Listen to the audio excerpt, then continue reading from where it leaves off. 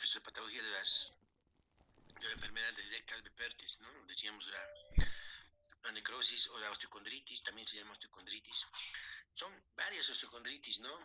A nivel de todo el cuerpo hay osteocondritis, pero estas son nada más representativas y que muere el núcleo de osificación, muere una epífisis y ahí se presenta, digamos, toda la clínica de complicaciones que tiene, ¿no? Entonces ahí está, ¿no? La primera fase isquémica, desde vascularización la segunda, la tercera de curación y la última fase de secuelas. Luego pasamos al pie bot, también conocido como pie sambo, también como pie equinovaro aducto, ¿no? Es lo mismo, no se confundan, ¿no? O pie talipes también. ¿Qué era bot? Era como una cachiporra de los franceses, de los soldados franceses que utilizaban para luchar contra la delincuencia. Era una especie de botita, una cachiporra ahí en su cinturón, en su indumentaria. Y de ahí, obviamente, hace alusión a la deformidad, ¿no? Cuando el pie se cae como equino, como del caballo, luego se gira hacia adentro y todavía se revuelca, se hace aducto y a veces se supina, ¿no? Entonces, a eso tiene varios nombres, por eso pie bot, pie talipes, pie sambo, pie equinovaro aducto, sigue siendo lo mismo. Es el pie deformado en equino, con aducto y varo. El cavismo es más inconstante, quiere decir la parte media del pie se vuelve cóncava y puede existir supinación, quiere decir el grado máximo que todos estas tres deformidades se suma una más, que si se revuelca el pie hacia arriba, la planta del pie mira ya hacia arriba, a eso se llama supinación, ¿no? Y puede tener una rotación interna de la tibia además, ¿ya? Todo esto se llama pie bot, pie talipes, pie sambo. En ese caso, cuando se supina, sería pie equinovaro aducto supinado. Bueno, la tendencia es un 50% bilateral y un 50% unilateral. De mayor incidencia en el lado izquierdo, afecta más frecuentemente a varones. Se asocia a otras enfermedades del RAFE, del plano sagital, hemos dicho, displasia de cadera, artrogriposis, escoliosis, paladar hendido, labio leporino, ¿no? Labio leporino. Entonces, cuando hay displasia de cadera, sospechar de algunas otras anomalías del RAFE. Cuando hay pie bot, sospechar de displasia de cadera. Así dice, ¿no?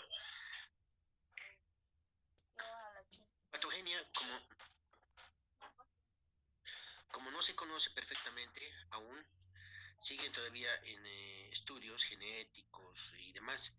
Son varias las teorías, resumiendo, pues nos encontramos con tres grupos de pies ambos. El genético, de mal pronóstico, el adquirido por malposición uterina, que sería de buen pronóstico, y pies ambos como secuelas de trastornos neurológicos, ¿no? Hay también trastorno neurológico que condiciona esta deformidad.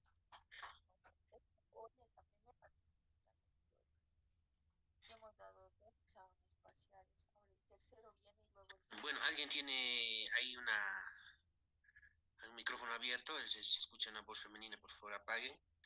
Ya, el pie bot en definitiva siempre es la rotación medial interna del astrágalo que después condiciona todas las otras deformidades. Eso es lo principal, es la pregunta de examen. ¿Cuál es la anomalía esquelética que se presenta en el pie bot? La rotación interna o medial del astrágalo, ¿no? A partir de eso todo ya se va a desviar. El tratamiento de corrección incruento es con el uso de yesos antideformantes, ¿no? Antideformidad.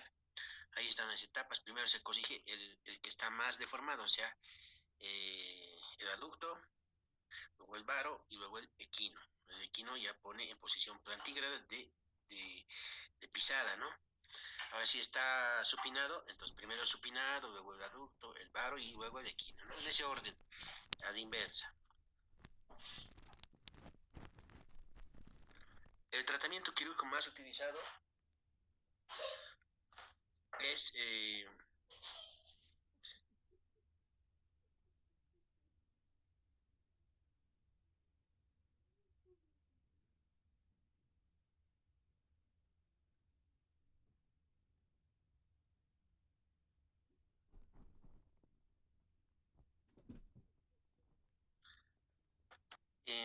Decíamos, el tratamiento de corrección incurrento más utilizado son las técnicas de Codivila y de Ponseti. Perdón. A partir de los 6 meses a 9 meses. No se recomienda en neonatos. O sea, son cirugías técnicas muy populares, conocidas en la ortopedia, que por artrodesis, por osteotomías, van a colocar en la posición de plantígrado. Lo más importante es la detección de este tipo de pie en forma precoz. Eso es la importancia por la que se da en este pregrado, ¿no? Se debe reconocer el pivot en el momento del nacimiento. Apenas les llamen como médicos, dicen, ¿a qué deformidad tiene o qué ha pasado? Uno empieza ahí el tratamiento y dice, no, esto comienza hoy día el tratamiento de masoterapia, que es masajes, tratar de revertir poco a poquito alguna de estas posiciones, la más distal de las posiciones, en este caso el aducto, empezar con eso, ¿no? Y luego el resto, pero hasta que llegue a la consulta con el ortopedista o el traumatólogo. Pero no se debe esperar 3 meses, semanas, nada, porque después el tratamiento es más complicado. Esa es la importancia de reconocer el pie bot, ¿no? Al momento del nacimiento debería iniciarse el tratamiento.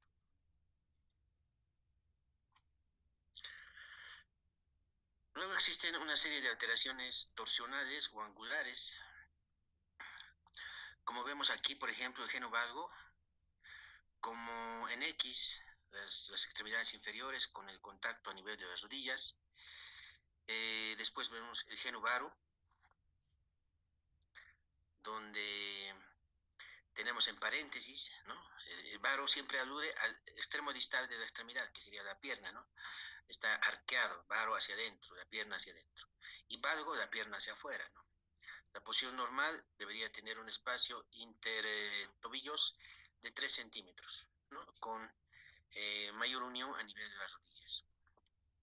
Entonces, se dice que un niño nace rosco, quiere decir, en paréntesis, geno varo. A los 7 meses se va rectificando, se hace casi normal. Año y 7 meses se vuelve geno valgo. Y hasta los 3 años se va rectificando casi normal, ¿no? Quiere decir 3 centímetros a nivel de abertura intermadular de tobillos y la unión a nivel de las rodillas. Entonces, ese es un proceso fisiológico normal, no confundir, ¿no? Muchos dicen, no, ya está arqueado, ya está en X y hay que operar y demás cosas. No, el proceso fisiológico se respeta de acuerdo a las edades. Entonces, hay otras deformidades angulares cuando el muslo o algún hueso, digamos, la tibia, tiene una angulación, una punta hacia adelante, se llama antecurvatum, ¿no? En su estructura tiene una punta de ángulo hacia adelante, se llama antecurvatum. ¿Hacia dónde va la punta? ¿Dónde va el ápex del ángulo, ¿no? Si está hacia atrás, recurvatum, no es retrocurvatum, es recurvatum. Si es hacia adentro, se llama lo que conocemos, ¿no? Es genu valgo. Y si el apex está hacia afuera, genu varo.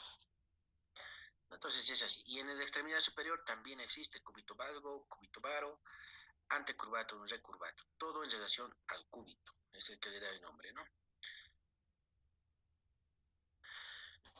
Bueno, también tenemos malformaciones congénitas del miembro superior. Aquí tenemos algunas consideraciones generales. Constituyen un grupo de alteraciones o desviaciones de forma y tamaño normal, que produce una desfiguración, pérdida parcial total de la funcionalidad del miembro superior, que ocurre antes o durante el nacimiento, ¿no? Ya sea total o parcial. Son varias y se las clasifica según las siguientes puntuaciones, ¿no? Son muchos, resumiendo: fallos en la formación, detención del desarrollo. Ahí están las deficiencias transversas, como ser ausencia completa de partes distales en algún punto de la extremidad superior, lo que da lugar a muñones similares a amputaciones. son unilaterales y el nivel más frecuente es en el tercio distal del antebrazo. Aquí vemos el dibujito en el tercio proximal está, pero el más frecuente es en el tercio distal. Sin predilección por el sexo, ¿no? Eso es fallo en la formación, detención del desarrollo. Dentro de eso tenemos deficiencias longitudinales. Se encuentran en este grupo la focomedia, ¿no? La focomedia, aquí vemos un caso de focomedia, un dibujito donde solo tiene manos unidas al hombro, ya no hay húmero, antebrazos, no existe. Igual en las extremidades inferiores. Esas son de tipo longitudinal, las partes longitudinales han sido, ya no están en la configuración de la extremidad.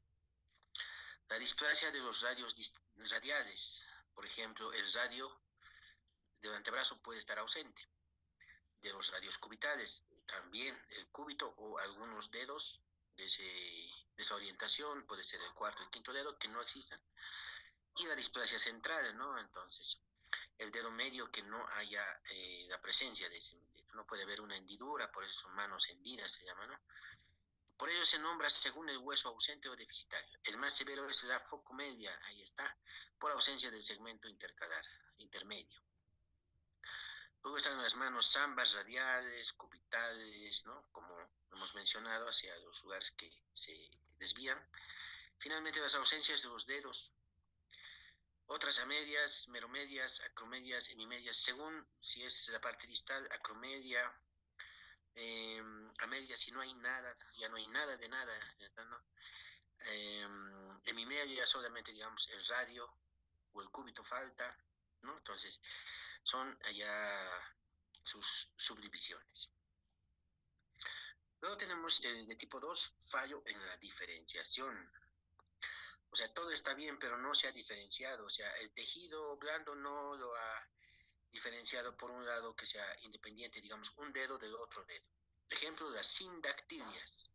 Y aquí está un dibujo intermedio entre dos dedos, en azul, para hacer una cirugía en cetaplastía, se llama estas líneas oblicuas, para dividir esta unión, que debería existir un espacio interdigital, pero no hay, ¿no? Entonces ahí está, fallas en la diferenciación, no se ha diferenciado.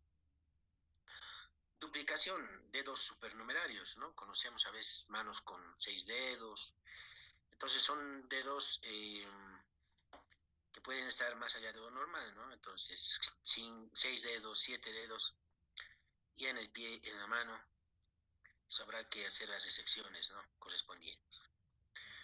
Y crecimiento excesivo, gigantismo del segmento. Gigantismo, puede haber un pulgar gigante, un dedo medio gigante, un índice, o algún segmento también de la extremidad. Aquí vemos un índice gigante, ¿no? Ahí está, gigantismo.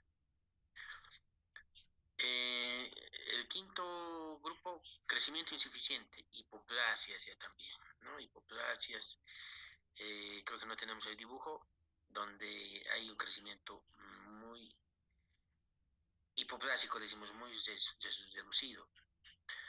Sexto grupo, síndrome de bridas amnióticas congénitas, también llamado síndrome de Streeter.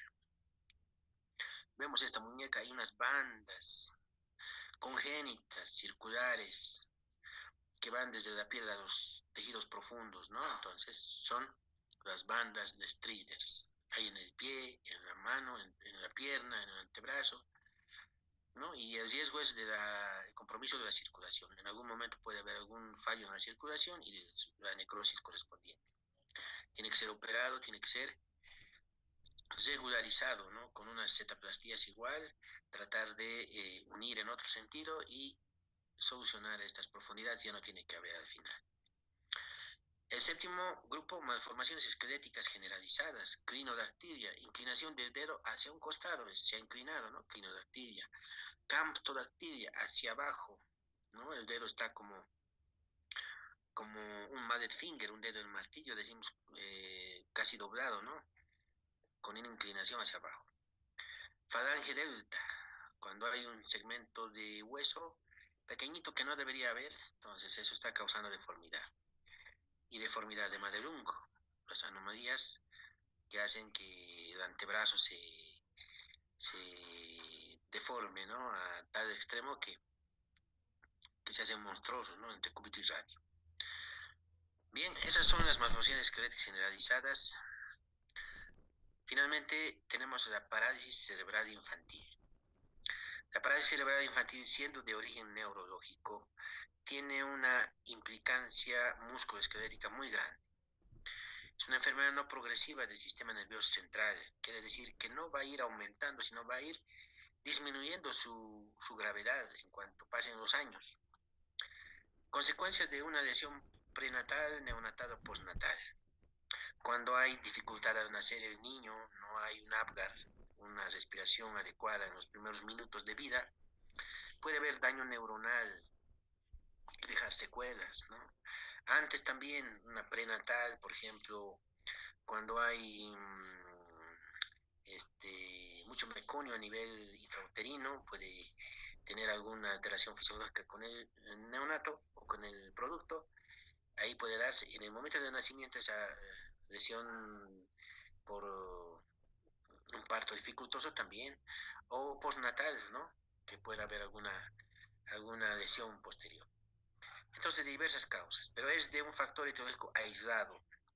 La lesión cerebral no progresa por sí misma y los signos y síntomas se atenúan con el crecimiento y con la maduración del sistema nervioso en el tiempo. La lesión cerebral produce anomalías en la función motora que se manifiesta en trastornos de movimiento. Hay 3 tipos de PCI, de parálisis cerebral infantil. Los trastornos de movimiento son la espasticidad, espástico, duro, no puede realizar esos movimientos finos que tenemos, ¿no? Atetosis, contracturas aisladas entre los músculos flexores y extensores, hay una desproporción. Ataxia, anomalías en la base de sustentación que tiene que ver con el equilibrio, quiere caerse el paciente, ¿no? Y tipos mixtos también, donde estos 3 están entrelazados entre sí, ¿no? Entonces, la parálisis cerebral infantil espástica se manifiesta por aumento del tono muscular y aumento de los reflejos extensores de los músculos esqueléticos, ¿ya? Está demasiada tensión ahí, ¿no? Entonces, es por eso que el paciente no puede realizar movimientos finos. La tetósica, movimientos anormales e involuntarios, disinesias, debería llegar, digamos, el dedo índice a su nariz y no lo llega, llega a otro lado, hay anomalías en el cálculo y todo, ¿no? Como también hay corea, distonía o el vadismo, ¿no? Coreas, contracturas de la columna en arco, distonías y el vadismo, ¿no? Movimientos irregulares fuertes. La parálisis cerebral, el PCI atáxico, es la pérdida del sentido del equilibrio, decíamos, de la base de sustentación, de la posición en el espacio, y hay diadococinesias, ¿no? Los errores de cálculos también en los movimientos, no puedes realizarlos. Entonces, la presentación clínica puede tener déficits motores, como ser monoplegias, hemiplegias, paraplegias, diplegias, parálisis de los semilados correspondientes del cuerpo y de los niveles superior e inferior, ¿no? Y la revisión se basa en la maduración de los reflejos y de la motricidad. El tratamiento no quirúrgico se basa en la terapéutica neuroevolutiva, ¿no? Hay que darle asistencia de fisioterapia, de tratamiento multidisciplinario. Y el tratamiento quirúrgico ortopédico es el más utilizado. Trata de compensar las deficiencias funcionales y anatómicas. Uso de órtesis, uso de fisioterapia, uso de correctores que pueden ayudar en el desarrollo del sistema musculoesquelético, ¿no? Para después ir mejorando progresivamente con las mejoras neurológicas que van a presentarse. Eso es todo. Muchas gracias. No sé si hay consultas. El día